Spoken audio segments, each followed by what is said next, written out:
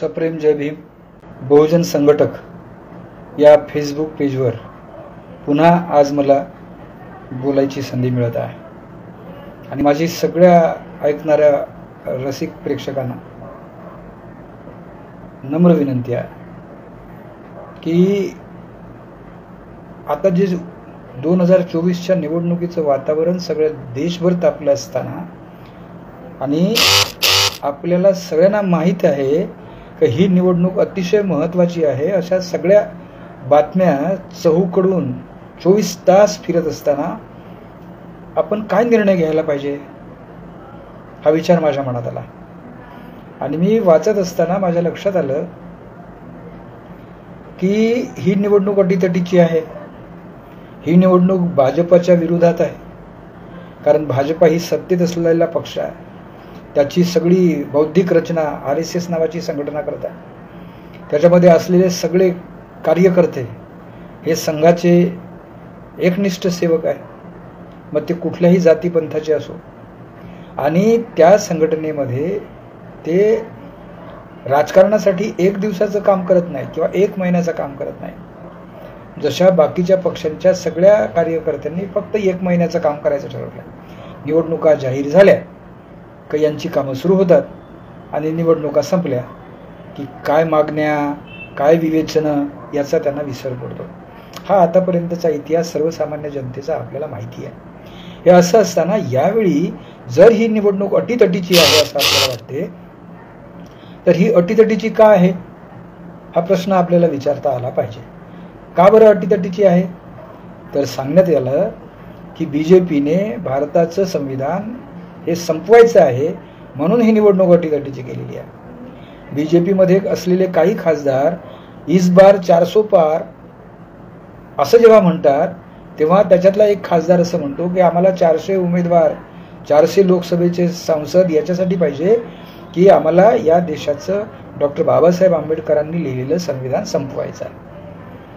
आणि सरळ सरळ त्याच्यातले काही लोक सांगतात की आम्हाला पुन्हा आमच्या देशातलं प्राचीन असलेलं मनुस्मृतीचं संविधान आणायचं आहे आणि त्यासाठी आमची लढाई आहे. आणि सारे कार्यकर्ते BJPचे जे सत्तेत असलेले खूप वेगाने कामाला लागलेले आहे आणि त्याचा विरोध करणारे जेवढे पक्ष आहे हे त्याच्या विरोधात करतात की संविधान वाचवायसाठी आमची लढाई आहे. संविधान वाचवायला आपण BJPच्या विरुद्ध एकत्र आलंच पाहिजे. फार जुना असलेला काँग्रेस पक्षापासून तर काल निघलेला महाराष्ट्राचा पक्ष, हे सारेच्या सारे पक्ष भारताचं संविधान आपल्याला वाचवलं पाहिजे म्हणून लढत आहेत.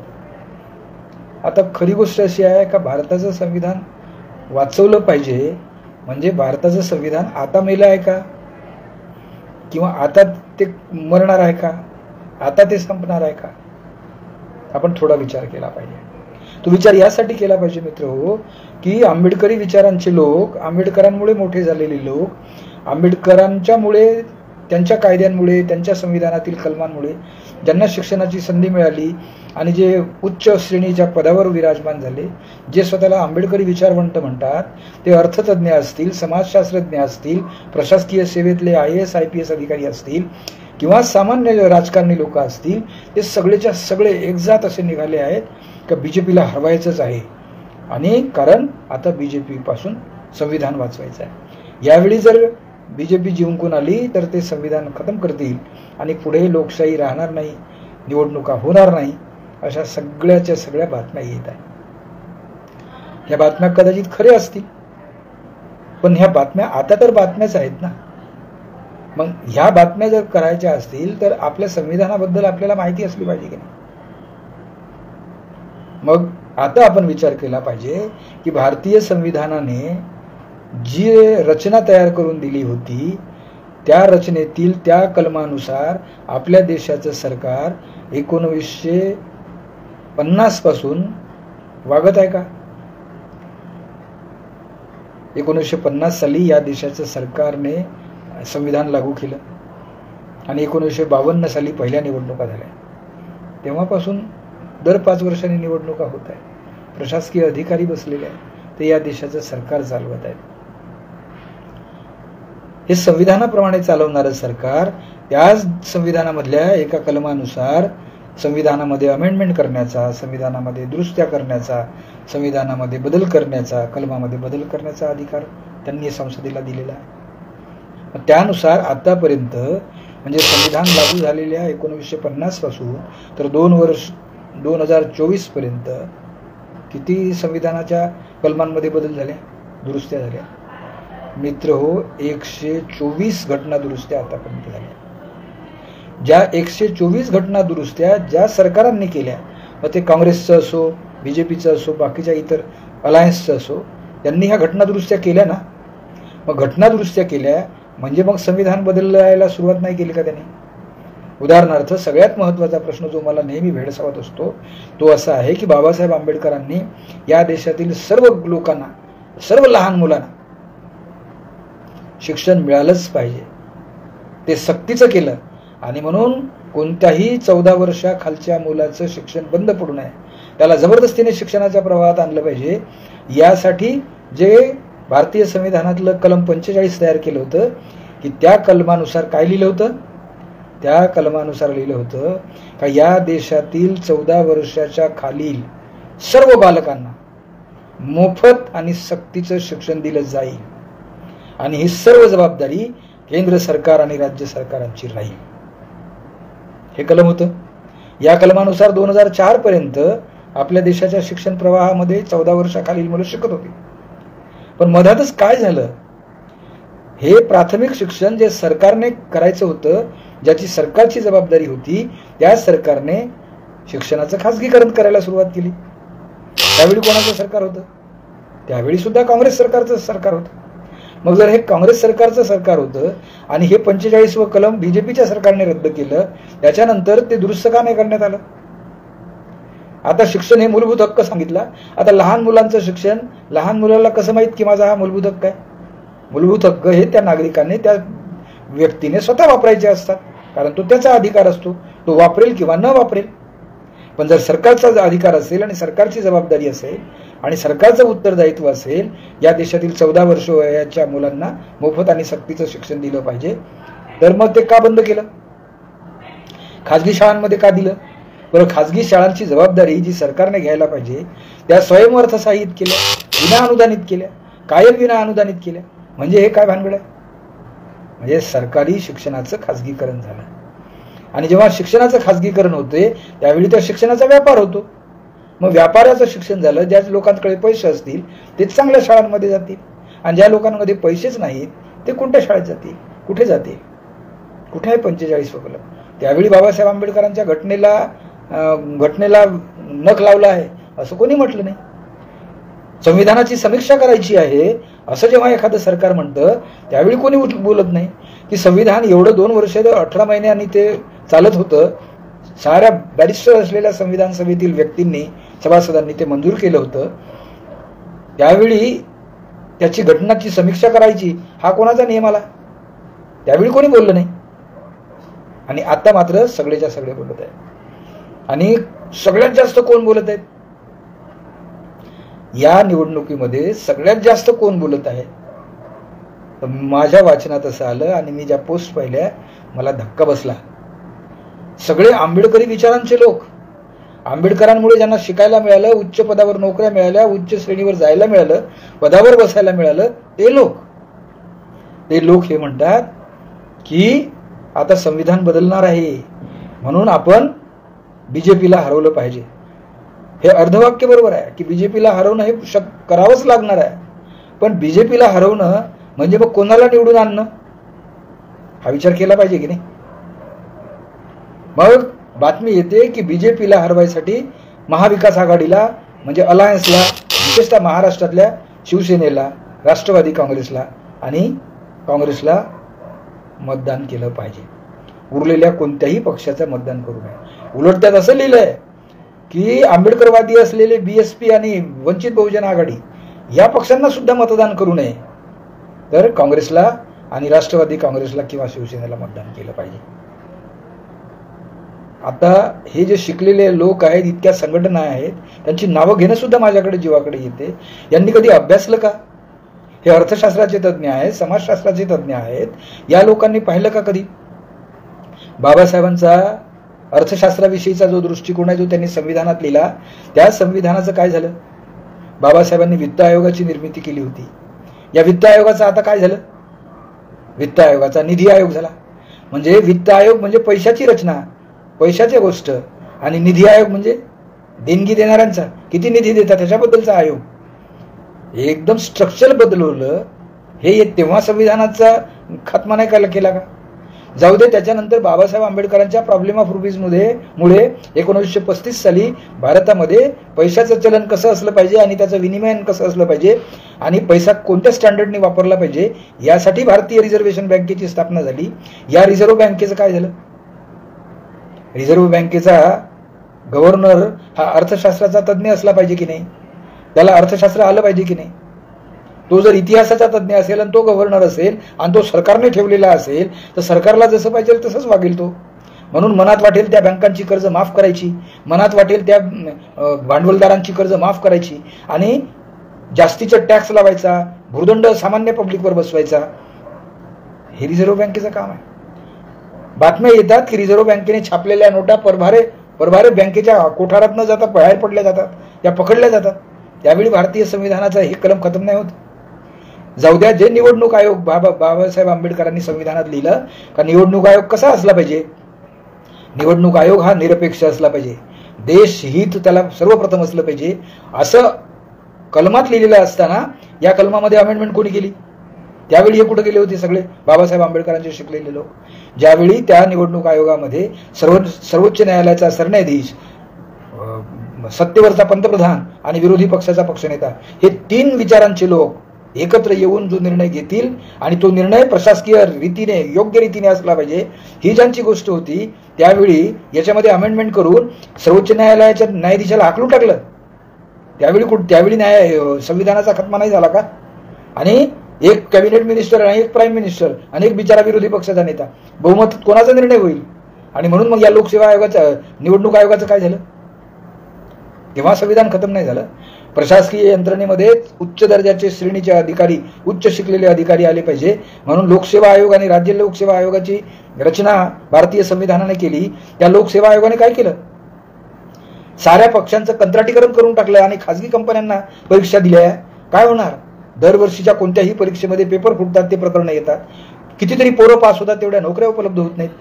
आणि नोकऱ्यांचं सरकारीकरण केलं गेलं. त्या लोकसेवा आयोगाचं काय चाटायचं आहे का? त्यावेळी संविधान धोक्यात नाही आलं. त्यावेळी हे सो कॉल्ड तथाकथित आंबेडकरवादी लोक त्यावेळी नाही बोलले की संविधान आता खतरेमध्ये आलं, आणि आता बोलत आहेत. आणि कशामुळे? तर आता बीजेपीला हरवायचं आहे आणि म्हणून मग काँग्रेस आघाडीला निवडून द्यायचं आहे, महाविकास आघाडीला द्यायचं आहे. काही हरकत नाही ना, महाविकास आघाडीला निवडून देण्यात काही हरकत नाही. पण हे महाविकास आघाडी कोणाचं पिल्लू आहे? बीजेपी हे कोणाचं पिल्लू आहे? हे कधी विचार केला का? गेली 70 वर्ष ज्या सरकारने सत्ता चालवली तुमच्यावर, त्यावेळी तुमच्या अस्पृश्यांना कोणता न्याय दिला?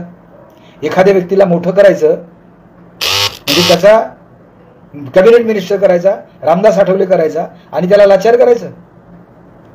एखाद्या जोगेंद्र कवाडेला दलित मुक्ती सेनेचा प्रभावी नेता सरसेनापती करायचं आणि त्याला बीजेपीच्या उमेदवाराच्या प्रचारासाठी अर्ज भरायला पाठवायचं. ही लाचारी कशी आली? हे शिकलेले लोक नाहीत. ज्या अर्थशास्त्रज्ञांनी अतिशय चांगल्या रीतीने अर्थव्यवस्था तयार करावी म्हणून केलं, यांनी बाबासाहेब आंबेडकरांनी दिलेल्या वित्त आयोगामध्ये, ज्याच्यामध्ये दरवर्षीचं बजेट करण्याची तयारी आहे, या बजेटमध्ये कशी तरतूद असली पाहिजे, अंदाजपत्रकात कशी तरतूद असली पाहिजे हे सांगण्यात आलं. तेव्हा अंदाजपत्रक जेव्हा प्रकाशित होतात, बाहेर येतात आणि संसदेत मंजूर होतात, त्यावेळी हे अर्थशास्त्रज्ञ बोलत नाहीत की संविधान धोक्यात आलंय म्हणून. हे शिकलेले लोक तेव्हा त्या अंदाजपत्रकाचं काय करतात? ज्यावेळी अस्पृश्यांच्या किंवा शूद्रांच्या किंवा दलितांच्या किंवा सो कॉल्ड अनुसूचित जाती जमातीच्या लोकांच्या सवलती बंद होतात, नोकऱ्या बंद होतात, स्कॉलरशिप बंद होतात, त्यावेळी संविधान धोक्यात येत नाही का? तर मग बाळासाहेब आंबेडकर असो किंवा बीएसपी असो, हे आता उभे राहिले आणि त्याच्यामुळे बीजेपी निवडून येणार म्हणून तुम्ही काँग्रेसला मतदान करणार. ठीक. अरे आधीच काँग्रेसनीच अर्ध्यापेक्षा जास्त संविधान खतम केलं, त्याच्यानंतर तर शेवटच्या टोकावर बीजेपी आली. उगाच नाही कांशीराम नावाच्या एका थोर महात्म्याने आहे म्हटलं की काँग्रेस आणि बीजेपी हे सापनाथ आणि नागनाथ आहेत, ते दोघे विषारी साप आहेत. आता तुम्ही मग नागाचं सोडून सापाचं विष प्यायला निघणार? हे काय भानगड आहे? आणि ह्या सगळ्या मोठ्या मोठ्या सोकॉल्ड संघटना त्याला पाठिंबा देतात, 200-250 संघटना. आणि आता असं गृहीत धरू आपण की संविधान संपलं, आता संविधान झालं, मनुस्मृती आली, मग काय होणार? म्हणून काय होणार आहे? लागले आजच तुमचे एवढे हाल केलेले आहेत त्यांनी, त्याचा तुम्हाला काही सोयीसुतूक नाही आहे. 18% आणि 36% GST घेतात आणि 2 रुपयाच्या धान्यावर तुम्हाला म्हणतात की आम्ही हे केलं ते केलं. साऱ्या योजना अशा पद्धतीने लावतात. त्यावेळी तुमचे प्रशासकीय अधिकारी कुठे जातात? ज्या प्रशासकीय अधिकाऱ्याचा निवडणूक कार्यक्रम सुरू झाल्यानंतर कोणताही प्रशासकीय अधिकारी कोणत्याही मंत्र्याला, आमदाराला, खासदाराला जास्त श्रेष्ठ वागणूक देणार नाही. तो मंत्री असला तरी तो सामान्य मतदार म्हणून राहील, सामान्य माणूस म्हणून राहील. असं असताना अमरावतीच्या बच्चू कडूला परवानगी देताना त्याची परवानगी नाकारल्या जाते आणि बीजेपीच्या या नवनिर्माणासाठी आलेल्या अमित शहाला परवानगी दिली जाते. तेव्हा संविधान धोक्यात येत नाही. वर्धेच्या एक साधी सभा घ्यायची आहे, त्या सभेला हेलिपॅडचं परवानगी मागण्यासाठी शेवटच्या तासापर्यंत परवानगी मिळत नाही आणि मोदींची सभा होते त्याच ठिकाणी.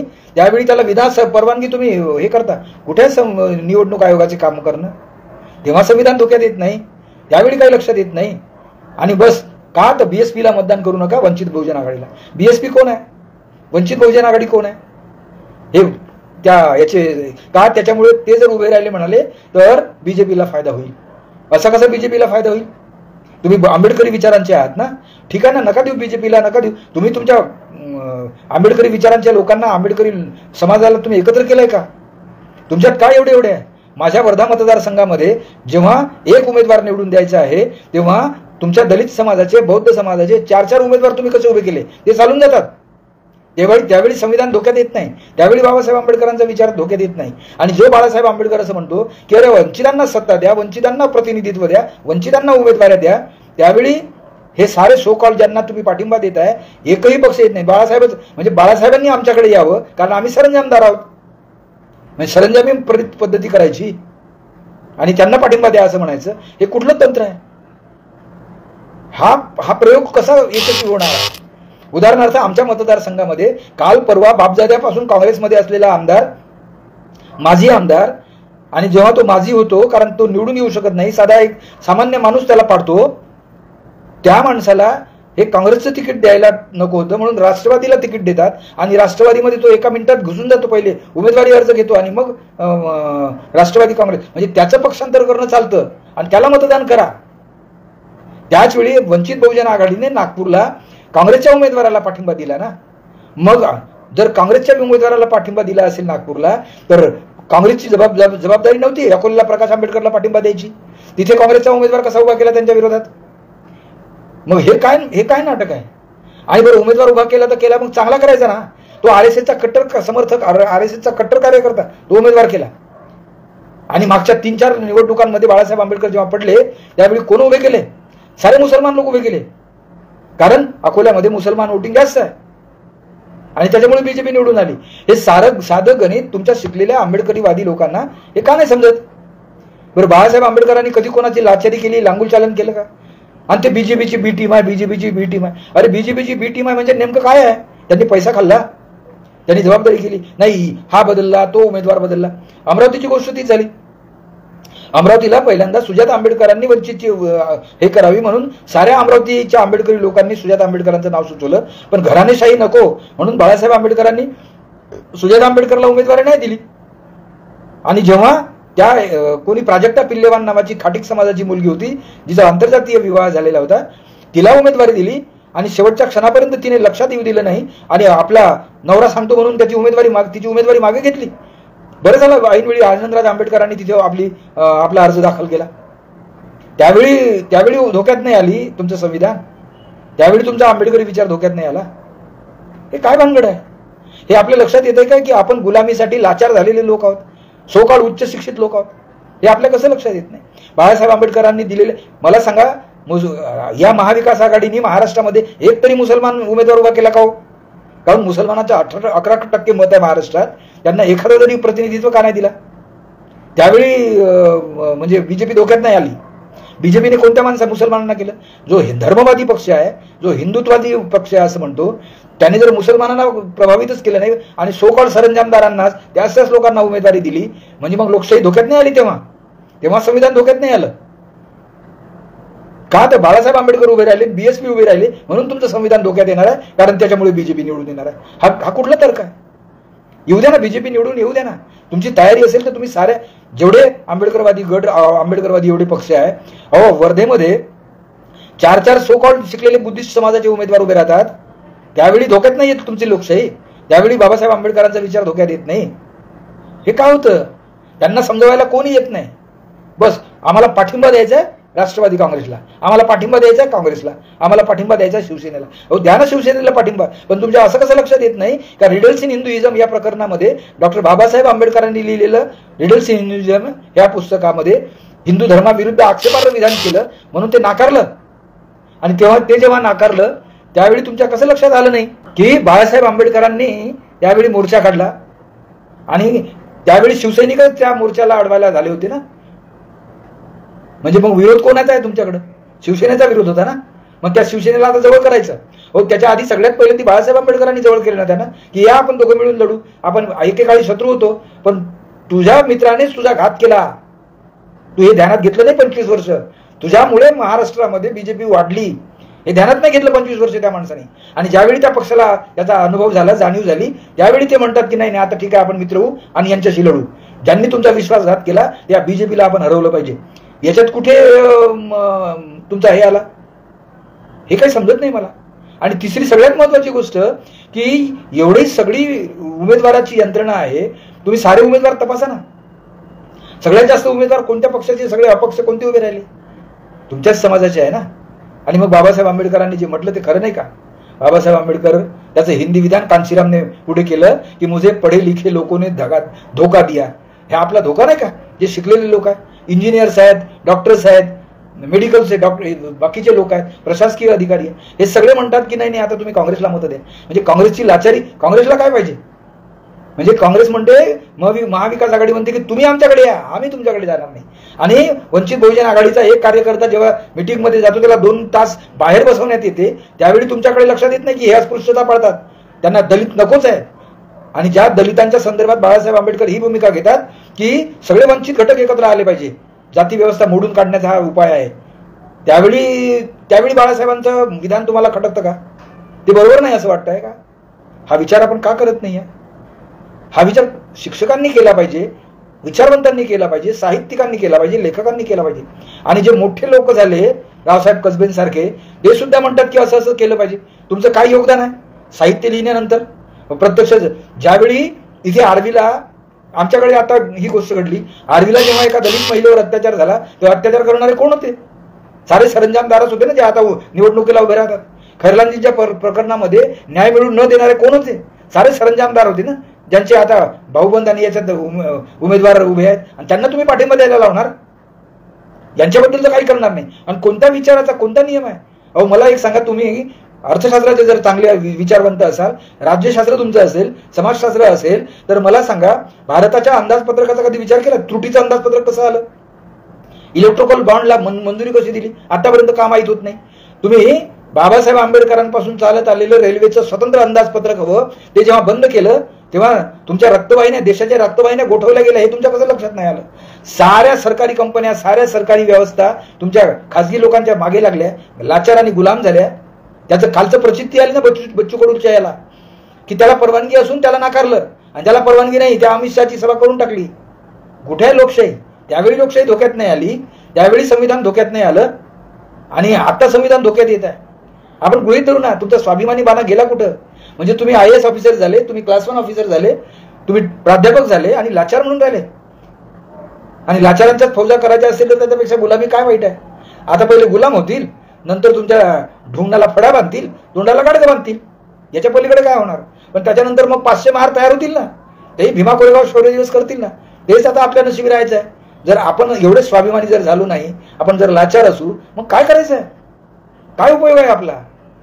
आणि आपल्या शिक्षणाचा सुद्धा काय उपयोग आहे? मला सांगा, संविधानामध्ये अंदाजपत्रक कसं तयार करायचं याची सगळीच्या सगळी बारकाईने व्याख्या केली आहे. प्रत्येक कलमामध्ये त्याचं आउटपुट केलेलं आहे. कोणत्या अर्थशास्त्रज्ञांनी या अंदाजपत्रकाबद्दल, भारतीय संविधानानुसार हे अंदाजपत्रक नाही, हे सालं सरंजामाने भीक दिल्यासारखं अंदाजपत्रक आहे, असं का म्हटलं नाही कोणत्याही विचारवंतांनी, अर्थशास्त्रज्ञांनी?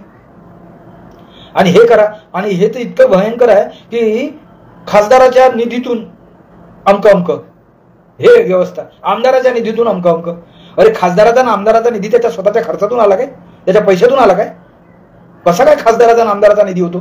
म्हणजे खासदार जो सेवक आहे, लोकसेवक आहे, लोकप्रतिनिधी आहे, त्याला तुम्ही मोठं करून टाकता सरंजाम छान, आणि म्हणून तोच वारंवार रिपीट करायचा.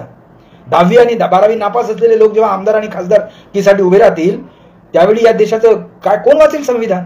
आणि संविधान खतरे में आहे. हे लोक जेव्हा निवडून आले तेव्हाच संविधान खतरे में होते, कारण यांना चालवणारे सगळेच्या सगळे तथाकथित RSSचे फंडे लोक होते. म्हणून त्यांनी काय केलं की IASच्या श्रेणीवर असणारे सगळेच्या सगळे सचिव जे प्रशासकीय सेवेमध्ये लोकसेवा आयोगाची परीक्षा पास होऊन प्रशासकीय यंत्रणेत येतात ते बंद करून टाकलं आणि कोलॅटरल एंट्री आल्या. त्यावेळी संविधान खतरेमध्ये नाही आलं. 81 उपसचिव जेव्हा एका वेळी भरती केले जातात आणि ते एकाच जातीचे असतात, 170 न्यायाधीश जेव्हा निवडले जातात आणि ते एकाच जातीचे असतात, त्यावेळी तुमचं संविधान धोक्यात नाही येत, त्यावेळी तुमची लोकशाही धोक्यात नाही येत, त्यावेळी कोणी काही बोलत नाही. हे काय भानगड आहे? आणि आता ऐनवेळी जेव्हा की निवडणुका सुरू झाल्या, लोकांना मतदान करायचं आहे, मतदानाचा आमचा सामान्य मतदार असतो त्याला बिचारायला काही समजत नाही. तुम्ही मोठे लोक असता, तुम्ही जसं सांगता त्याला ते खरं वाटतं आणि तो मतदान करतो. म्हणजे त्याची गरिबी कायम गरिबी राहिली ना.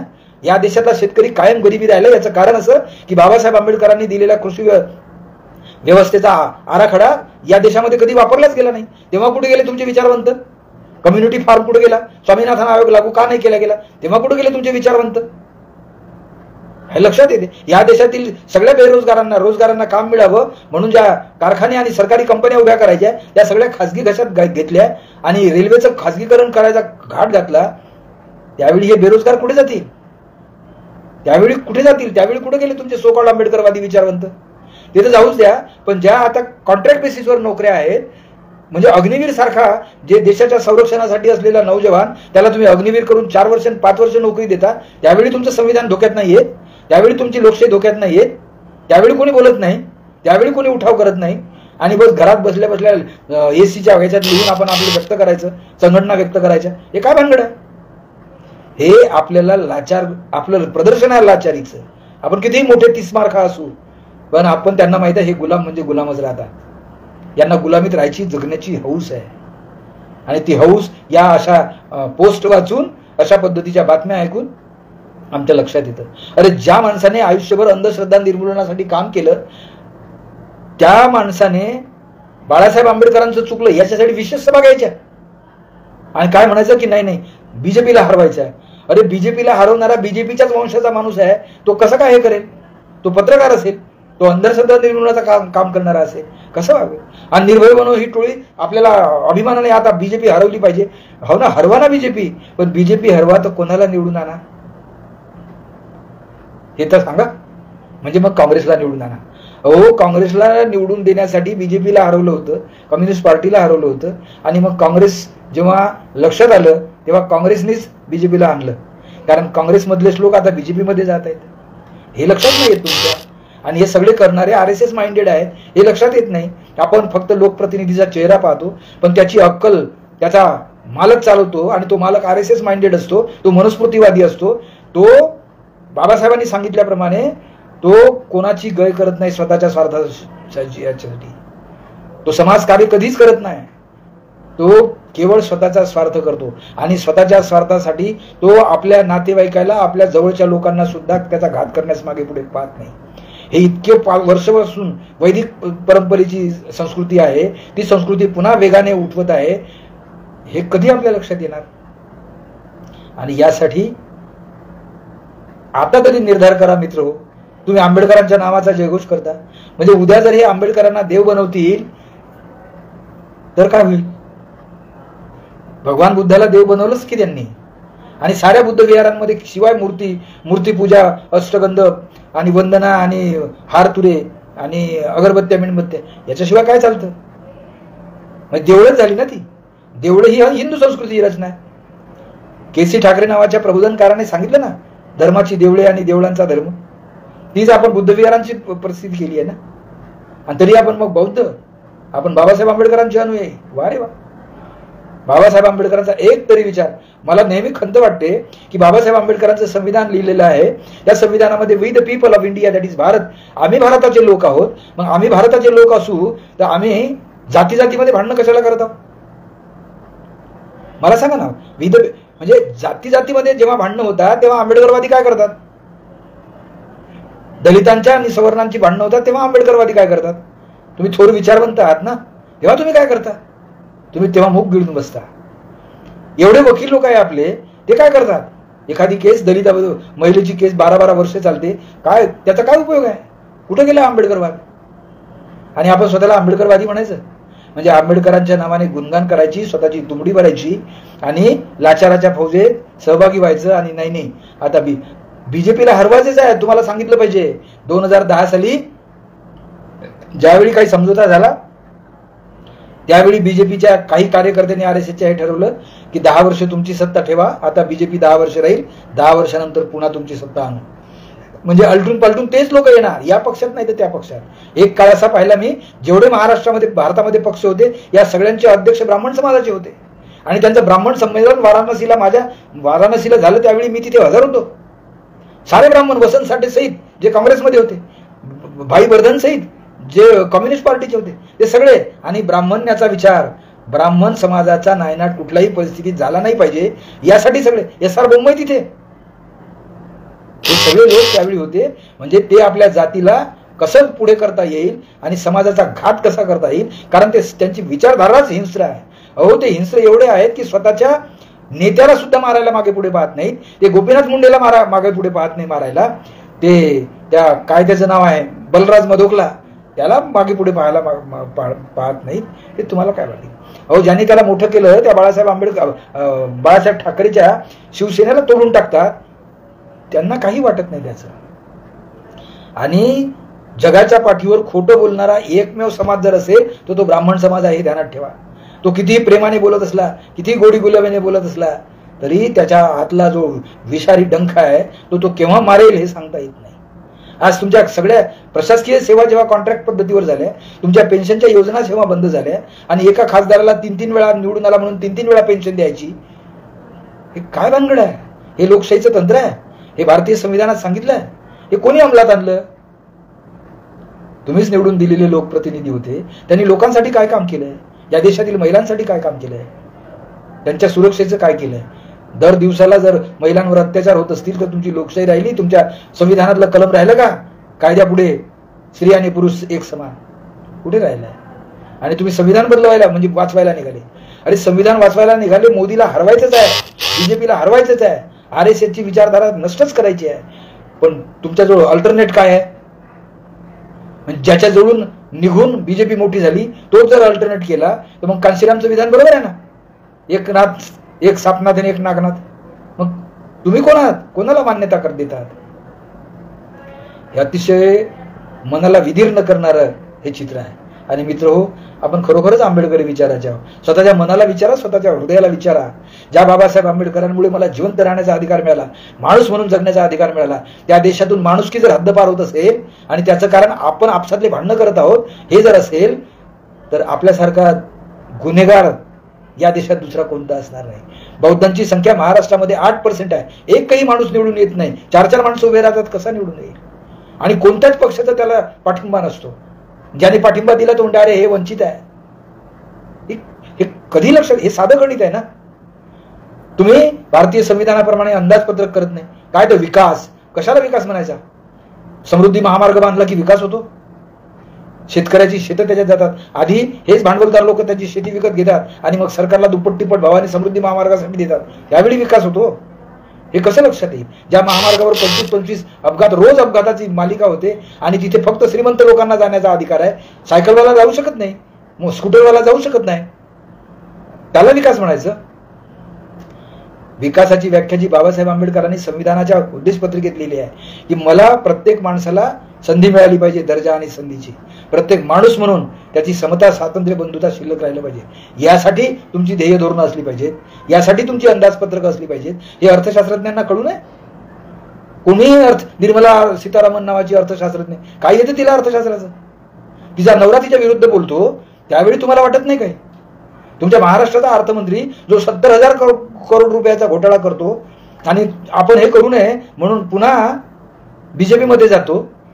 अरे, जो बीजेपीच्या विरोधात उभा राहिला आणि निवडून आला तोच बीजेपी मध्ये सहभागी झाला, त्याला तुम्ही पाठिंबा देणार आणि त्याला विरोध करणार नाही? त्याच्या काकाला विरोध नाही करायचा आणि त्याला विरोध करायचा? कुठला न्याय आहे हा? बाबासाहेबांच्या कुठल्या तंत्रात बसतो? आपण जरा विचार केला पाहिजे. आणि असा जर विचार आपण करणार नाही तर आपलं मरण अटळ आहे, तुम्हाला सांगतो. आणि हे चित्र आहे पुढचं. कारण त्यांनी शपथ घेतली आहे की 2025 नंतर पुन्हा चातुर्वर्ण व्यवस्था आणायची, पुन्हा गुलामी आणायची, आणि सगळ्यात जास्त जे जुने अस्पृश्य होते, जे आता स्वतःला मोठे तालेवार समजतात, त्यांचं खच्चीकरण करायचं. हा त्यांचा अजेंडा आहे. हा आपण कधी लक्षात घेणार? तुम्हाला जर हरवायचंच होतं मोदीला, हरवायचंच होतं बीजेपीला, तर तुमची स्वतःची फौज का उभी केली नाही? तुम्ही चांगली चांगली माणसं का उभी केली नाही? मला सांगा, माझ्या मतदारसंघात मी 10वी नापास असलेला खासदार आणि BA पार्ट नापास असलेला आता उभा राहिलेला खासदार यांना मतदान करायचं, की MA झालेला, MPhil झालेला, प्राचार्य असलेला त्या माणसाला मतदान करायचं, किंवा डॉक्टरेट असलेला त्या माणसाला मतदान करायचं, किंवा शास्त्रज्ञ असलेला त्या माणसाला मतदान करायचं? या 4 लोकांना एकत्र येण्यासाठी या विचारवंतांनी का बैठक घेतली नाही? का यांना समजून दिलं नाही? मग याच्यातला एकच निवडायचा, बाकीच्यांना हद्दपार करायसाठी का नोटिसेस काढल्या नाही? ते नाही जमलं आपल्याला. ते संबंध महाराष्ट्राचं चित्र आहे. जसं वर्धेत आहे तसं सगळ्या लोकसभा 48 लोकसभा मतदारसंघात एक चित्र दिसतंय. पण बाळासाहेब आंबेडकरांनी जी कठोर भूमिका घेतली, ठीक आहे ना, चुकलं असेल त्यांचं, काही हरकत नाही, पण जी भूमिका घेतली त्याच्यामध्ये त्यांनी काँग्रेसला पाठिंबा दिला, त्यांनी राष्ट्रवादीला पाठिंबा दिला, त्यांनी अपक्षांना पाठिंबा दिला, आणि त्यावेळी त्यांच्या मतदारसंघात त्यांच्या स्वतःसाठी काँग्रेसने आपला उमेदवार उभा केला. त्यावेळी लोकशाही धोक्यात नाही आली का? त्यांना दलित समाजाचे, आंबेडकरी समाजाचे लोक स्वतःच्या बुटाचं पॉलिश करणारे पाहिजेत, लाचार पाहिजेत. कोणी एखादा माणूस असा मोठा झाला ना, त्यांना सहन होत नाही, हे ध्यानात घ्या. आणि आपण असे लाचार झालो कारण आपल्याला पद मिळालं, प्रतिष्ठा मिळाली, पण मित्र पॉवर नाही मिळाली, अधिकार नाही मिळाला. तुम्ही तुमच्या अधिकारासाठी लढा, तुम्ही तुमच्या कर्तव्यासाठी लढा, तुम्ही तुमच्या समाजासाठी लढा. जे बाबासाहेबांना केलं त्याच्यातला आपण आता त्यांच्यामुळे मोठे झालो, आपण एकाने तरी हे केलंय का? विचार करूया ना. बाबासाहेब अतिशय चांगले लॉयर होते. आज सर्वोच्च न्यायालयामध्ये आपला माणूस न्यायाधीश आहे, तो काय करतोय? बाबासाहेब अतिशय चांगले वकील होते. आपल्या देशामध्ये 12 लाख वकिलांमध्ये 8 लाख बौद्ध समाजाच्या वकिलांपैकी 4.5 लाख बौद्ध समाजाचे वकील आहेत. हे काय करतात? प्रशासकीय व्यवस्थेमध्ये कितीतरी IAS अधिकारी आपल्या बौद्धिस्ट समाजाचे आहेत, ते कुठे आहेत? ते काय करतायत? याची जाणीव नाही. त्यांच्या संरक्षणासाठी आपण काही करत नाही. आणि काय, तर आता संविधान धोक्यात आणल, बाबासाहेब आंबेडकरांचा विचार धोक्यात येईल, लोकशाही धोक्यात येईल, म्हणून काँग्रेसला मत द्या, राष्ट्रवादीला मत द्या, महाविकास आघाडीला मत द्या. हो, महाविकास आघाडी व्हावी आणि मोदीला आणि बीजेपीला हरवावं, RSSला हरवावं, म्हणून सगळ्यात पहिल्यांदा बाळासाहेब आंबेडकरांनी विचार मांडले ना, त्यानुसार झालं. आणि मग गंमत वाटते की ज्या काँग्रेसचे सर्वश्रेष्ठ अध्यक्ष मल्लिकार्जुन खरगे आहेत, त्यांचं कोण ऐकते? त्यांना महाराष्ट्रामध्ये निर्णय घेण्याचा अधिकार नाही, हे तुम्हाला केव्हा कळणार? आणि ते हेच गोष्ट वरच्या राष्ट्रपती पदावर घ्या ना. ज्या आदिवासी महिला आहेत, मणिपूरमध्ये आदिवासी महिलांचा, आदिवासी लोकांचा हत्याकांड होते, तिचं कोण ऐकतंय? अरे ती देशाची सर्वोच्च आहे आणि तिला उद्घाटन करायसाठी, संसदेचं उद्घाटन करायसाठी पाचारण केलं जात नाही. कोण वाटतं? तुम्ही चातुर्वर्ण व्यवस्थेचे गुलाम राहावे अशी ज्यांची इच्छा आहे, तो फक्त बीजेपीच नाही, बीजेपीने पाळलेले बहुजन समाजाचे हे दुसरे सरंजामदार आहेत, ज्यांना तुकडा दिला चघळायला की ते चघळतात, आणि त्या तुकड्यात ते भ्रष्टाचाराचं लेपन लावलं की ते जन्मभर त्यांची हुजरीगिरी करत राहतात. उगाच नाही अशोक चव्हाण इतके वर्ष काँग्रेसची मुख्यमंत्री पदाची धुरा सांभाळतो आणि एका झटक्यात बीजेपीत जातो.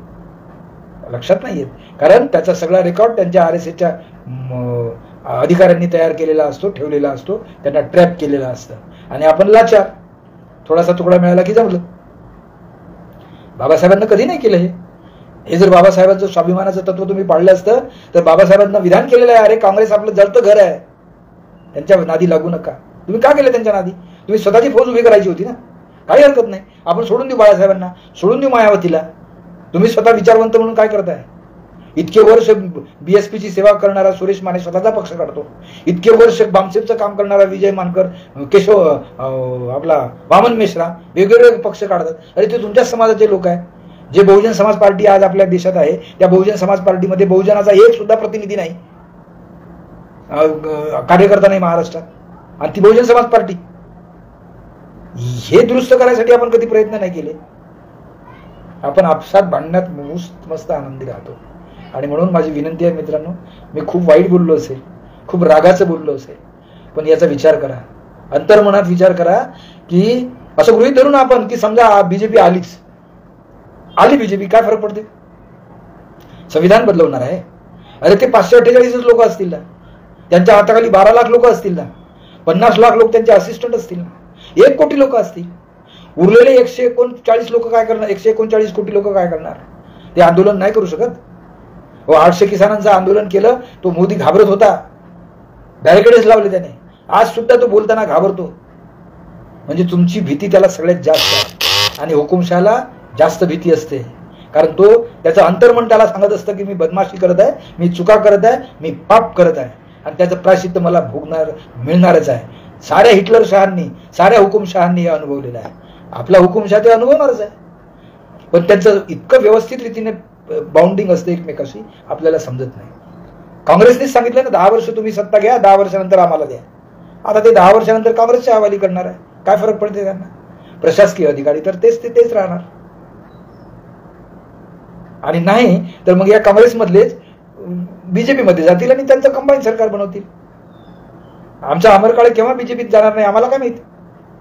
आमचा रामदास सर जर निवडून आला, तो म्हणून तुम्हाला बोलता येत नाही, तो त्या शेतकऱ्याच्या पोराला दगड मारतो, तो जर निवडून आला तर तो काय करेल? हे जसं वर्धेतलं चित्र आहे, हे सगळ्या महाराष्ट्रातलं चित्र आहे, सगळ्या देशातलं चित्र आहे, हे लक्षात घ्या. आणि म्हणून अशा उगाच या निवडणुकीच्या निमित्ताने आपण फक्त गोष्टी करायच्या, अशा पोस्ट टाकायच्या आणि त्याच्यामध्ये एवढी सगळ्याची नावं लिहायची की हा पहा आम्ही एवढे सगळे पाठिंबा देत आहोत. ज्यांना तुम्ही पाठिंबा दिला ना, उद्या ते निवडून आल्यानंतर सगळ्यात पहिल्यांदा तुमच्यावर हल्ला करतील, ध्यानात ठेवा. तुम्हाला कोणाला मोठं करणार नाही, हे त्यांच्या पायाखाली तुम्हाला राहतील, तुम्हाला पद देतील, प्रतिष्ठा देतील, अधिकार देणार नाहीत. आमच्या इथे कलेक्टर होत्या, आमच्या समाजाच्या होत्या, त्यांना पद दिलं, प्रतिष्ठा दिला, अधिकार नाही दिला, हे ध्यानात ठेवा. आणि म्हणून बाबासाहेब आंबेडकरांचे विचार पुन्हा जिवंत करायचे आहे. आता बाबासाहेब आंबेडकरांना जयंती पुण्यतिथीच्या दिवशी डोक्यावर घेऊन डीजे करून नाचायची वेळ सोडून द्या प्लीज. त्यांना डोक्यात घ्या, विचारात घ्या, कृतीत आणा, तरच या देशामध्ये माणसं म्हणून आपण जगू शकू. नाही तर आपली जनावरं, आपली गाढवं त्यांनी कधीच करून ठेवलेली आहे. बाबासाहेबांनी यासाठी संविधान नाही दिलं, बाबासाहेबांनी यासाठी लोकशाही नाही दिली. बाबासाहेबांचे अनेक विधानं असे आहे की जे प्रत्येक वेळी असं वाटतं की वाचावे, हे इम्प्लिमेंट होताना दिसत नाही, म्हणून राग व्यक्त करावा, रोष व्यक्त करावा. पण कोणाचं करायचं? मीही त्याला तेवढाच जबाबदार असेल का? कारण काय आहे, हा माणसाचा स्वभाव आहे. मला लोकांच्या चुका काढायला काही वाटत नाही, पण माझ्यामधली चूक मी काढू शकत नाही आणि ती अतिशय चांगली गोष्ट असते. दुसऱ्याच्या डोळ्यातलं कुसळ दिसते म्हणते, पण आपल्या डोळ्यातलं मुसळ दिसत नाही, अशी आपली अवस्था आहे. या अवस्थेला आपणच जबाबदार आहोत. बाबासाहेब आंबेडकरांच्या नावाने आपण त्यांची प्रतारणा केलेली आहे आणि म्हणून त्यांनी म्हटलं की मला शिकलेल्या लोकांनी धोका दिलेला आहे, आपण याचं प्रायश्चित्त घेऊया, नव्याने कामाला सुरुवात करूया. ठीक आहे ना, उद्या आपण सगळे रस्त्यावर लावू. 20 करोड लोक आहोत आपण, 20 करोड अनुसूचित जातीचे लोक एकत्र राहतील, त्यांची हिंमत नाही होणार, हे लक्षात घ्या. जय भीम.